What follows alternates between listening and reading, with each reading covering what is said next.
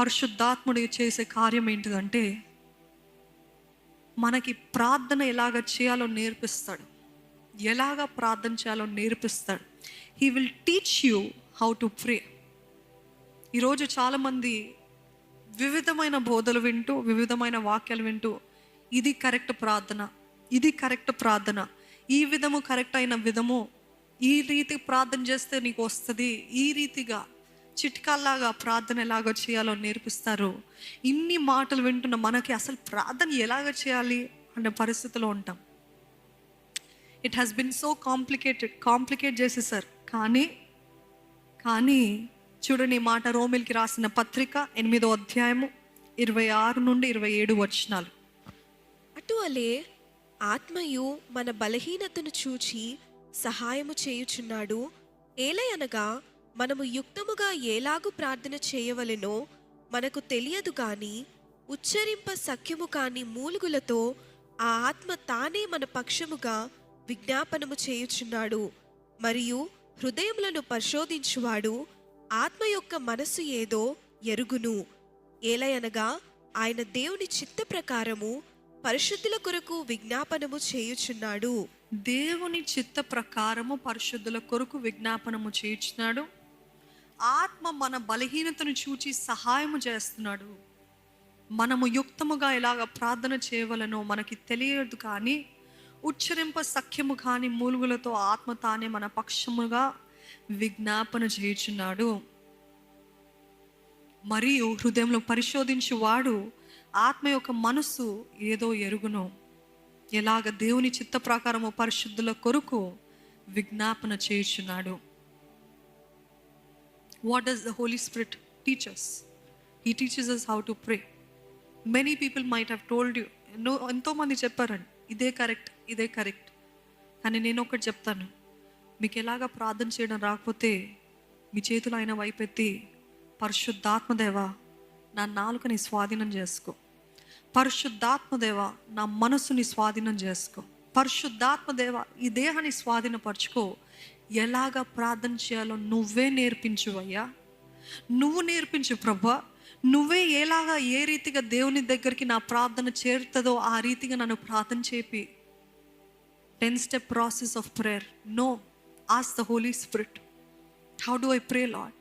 Teach me to pray, Lord. How do I pray, Lord? Teach me. నోరు విప్పు ప్రభా. అందుకని ఎప్పుడు ఈ ఆలయంలో కూడా చెప్తూ ఉంటాం, మీరు నోరు విప్పి ప్రార్థన చేస్తే పరిశుద్ధాత్మ దేవుడు తానే నడిపిస్తాడు. నేను మౌనంగా ఉంటా, దేవుడు నడిపియాలంటే కుదరదు. మొదటగా నోరు విప్పి ప్రార్థన చేయండి.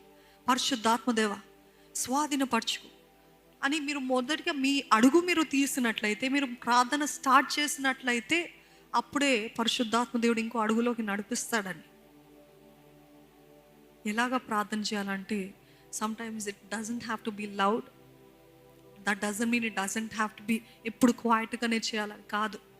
పరిశుద్ధాత్మ దేవుడు ఆయన ఆత్మ ఎక్కడ ఉంటుందో అక్కడ స్వతంత్రత ఉంటుంది. నమ్మిన వారు ఉంటే ఆమెన్ అని చెప్తారా? పరిస్థితి తగ్గట్టుగా దేవుడే మనల్ని ఎలాగ ప్రార్థన చేయాలో నడిపిస్తాడు. నమ్ముతున్నారా?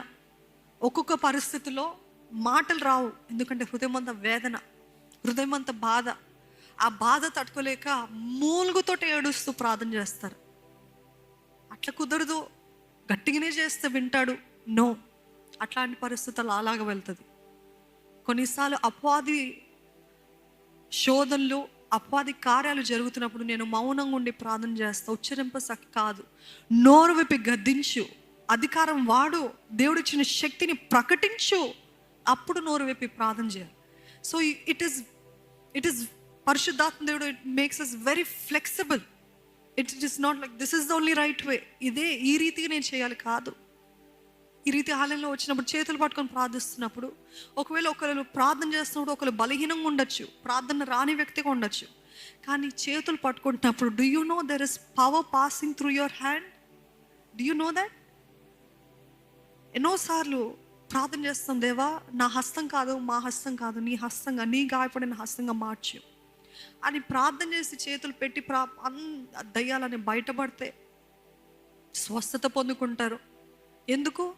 Because the power of the Holy Spirit is working in you. Though the person who is weak, మీరు ఫైర్ తోటి ఉన్నట్లయితే, మీరు అగ్నితోటి కాల్చబడుతున్నప్పుడు, మీరు ఇతరుల హస్తం పట్టుకొని ప్రార్థన చేస్తున్నప్పుడు వారిలో కూడా మంట అంటుకుంటుంది. చేతులు పట్టుకొని ఐక్యతలో ఉన్న శక్తి, 2-3 నామములు ఇక్కడ ఏదైతే బంధిస్తారో అది పరలోకంలో బంధించబడుతుంది. ఏదైతే విడిపిస్తారో అది పరలోకమందు విడిపించబడుతుంది. ఆయన వాక్యము చెప్పబడ్డది. ఈరోజు శక్తి కనపరచబడాలండి. There should be power in your prayer. మీ ప్రార్థనలో శక్తి ఉండాలి. మీరు ప్రార్థన చేస్తే జరగాలి. మీరు ప్రార్థన చేస్తే మీరు చూడాలి దేవుడు చేసే కార్యాలు. ఎప్పుడు జరుగుతాయి? పరిశుద్ధాత్మ దేవుడు మనలో బలముగా పనిచేసేటప్పుడు జరుగుతుంది. Do you have a prayer room? ప్రార్థన చేసుకోవడానికి స్థలం ఉందా?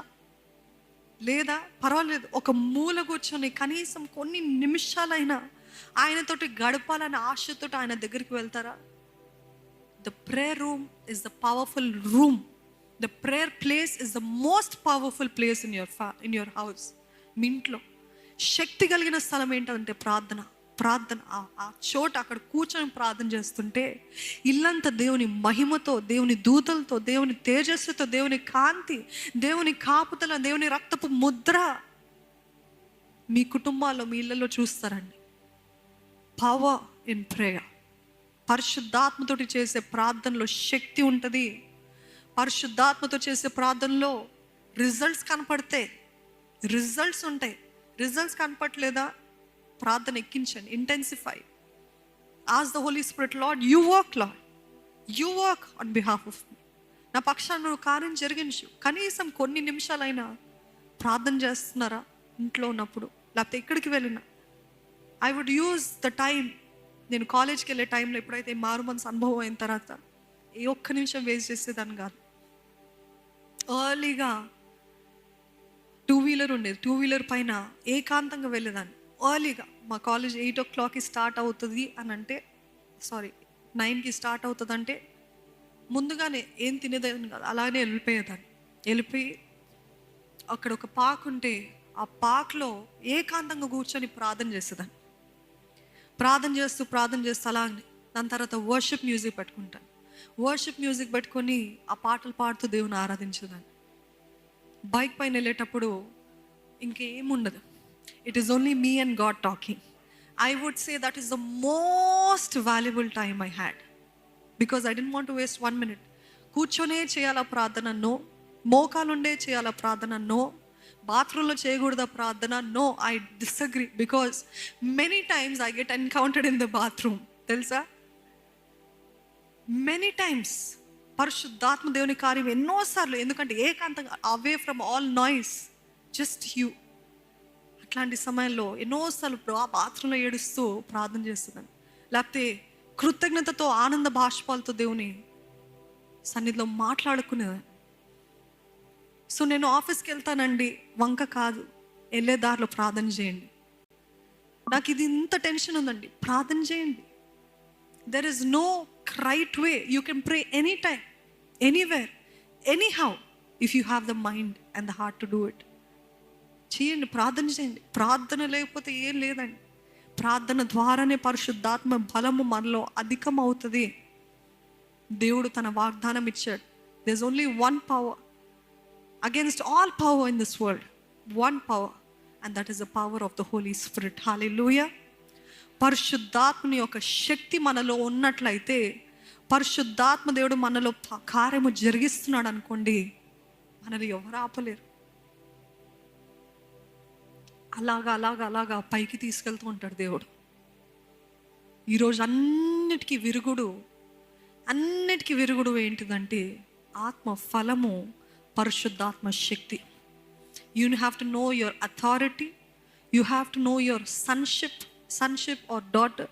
సన్షిప్ అంటే డాటర్స్, సన్షిప్ అంటే కేవలం సన్స్కేనా కాదు, డాటర్స్కి కూడా. అంటే నేను దేవుని బిడ్డను అని గ్రహింపు కలిగి ఉండాలి, అధికారం కలిగి ఉండాలి. నేను ప్రార్థన చేస్తే జరుగుతుంది అనే విశ్వాసం ఉందా? Can you take a leap of faith? అర్థం కాని పరిస్థితుల్లో I believe lord, I believe, నేను నమ్ముతున్నాను ప్రభా నువ్వు చేస్తావని. ఈ మనిషి మారతాడని నాకు డౌట్ ఉంది, కానీ దేవా నేను వెలిచూపులు బట్టి కాదు, కానీ విశ్వాసము ద్వారా నమ్ముతున్నాను ప్రభా. విశ్వాసముతో ఒక అడుగు వేయగలుగుతారా? Can you take a leap and say no, I trust in you Lord. నేను నమ్ముతున్నానయ్యా. ఏది కనపడని పరిస్థితుల్లో, ఏది అర్థం కాని పరిస్థితుల్లో, I trust you Lord, I trust you Holy Spirit. నువ్వు నా తోడున్నావు, నాతో నివసించువాడివి, నాలో ఉన్నవాడు అని నేను నమ్ముతున్నాను. నన్ను విడిచిపెట్టే దేవుడివి కాదు. ఈరోజు ఇక్కడ ఉన్న ఎవ్వరు కూడా ఒంటరి వారు కాదు. పరిశుద్ధాత్మ దేవుడు మీతో నివసిస్తున్నాడు, మీలో ఉన్నాడు. పరిశుద్ధాత్మ దేవుడు మీతో నివసిస్తున్నాడు, మీలో ఉన్నాడు. ఆయన ఉంటే మనకి ఏ భయం లేదు. ఈ ఆఖరి వచనం చూడండి, అపోస్తుల కార్యంలో 2వ అధ్యాయము 17-18 వచనాలు చూద్దామా? అంత్యదినముల యందు నేను మనుషులందరి మీద నా ఆత్మను కుమ్మరించెదను. మీ కుమారులను మీ కుమార్తెలను ప్రవచించెదరు. మీ యవనులకు దర్శనములు కలుగును.